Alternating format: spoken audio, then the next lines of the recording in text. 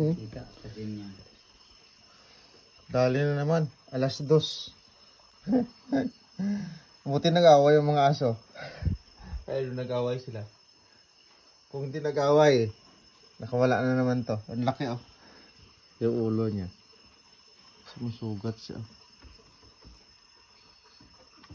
Ah. No. No. Kernel. Oh, dali na naman guys oh. Grabe ang laki, ang haba. Nagit 1 kilo na siguro yan. Oh, sobra siguro. Haba oh. Tabi mo yung paa mo. Pag-picture mo, para na yung mag-ginigil. Kunti na lang diferensya oh. Lalaki. Gising tuloy ako sa away ng aso. Grabe. Lalaki.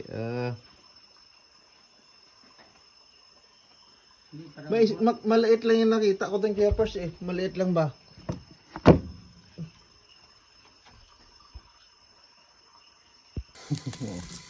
Dalag.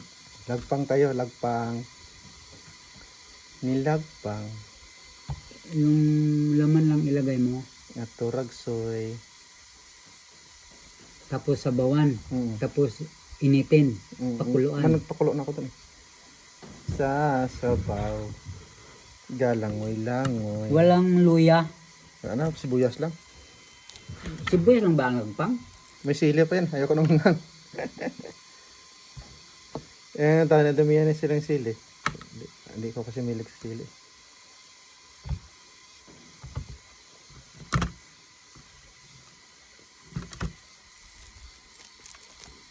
Ang kalahati, nakabilad na. Ang pinilad ko na sa taas. Baka maabot ng aso. Hindi sa taas yung hero. Oh.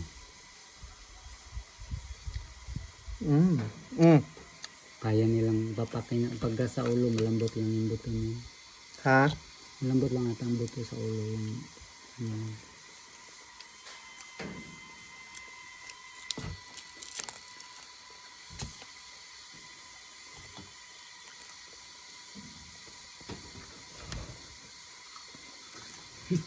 Sa magsawa.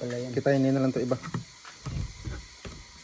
Sa ilalim ng mga burol sa labas ng lungsod ng Roma ay may mahahabang lagusan na binuta sa ilalim ng lupa at bato.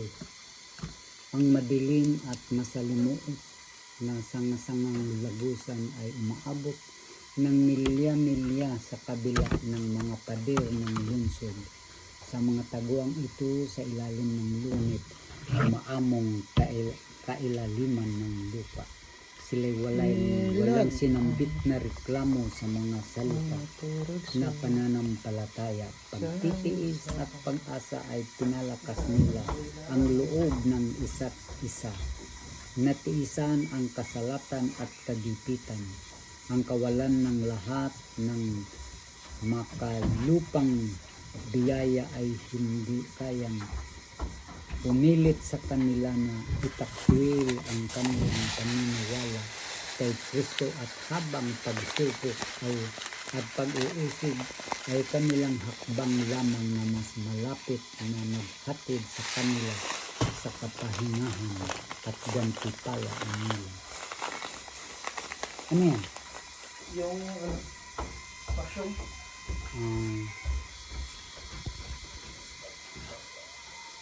Daming sabaw. Dami. Dito sa mata oh, yun man ang taba. Nasa mata man yung nagpasarap. Nalasin ito ng lagpang natin. Akala Tagal ko na ito hindi nakaano eh. Akala ko Ha? ipakulo doon. Pinakulo lang pala. Pinakuluan lang ng tubig. Yun lang. Tapos lagyan ng asin.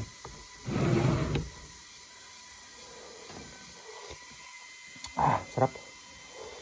Dapat may sibuyas nilagpang. na dahon ano. Pwede rin. Tsaka ano yung paminta ba? Yan lang sa amin lagpang eh. Kain tayo. Nilagpang. Nga to, Roxoy. Ito yung ulo, mga buto sa ulo. Sarap talaga. Sarap talaga pagdalag. Kaya nilagpang.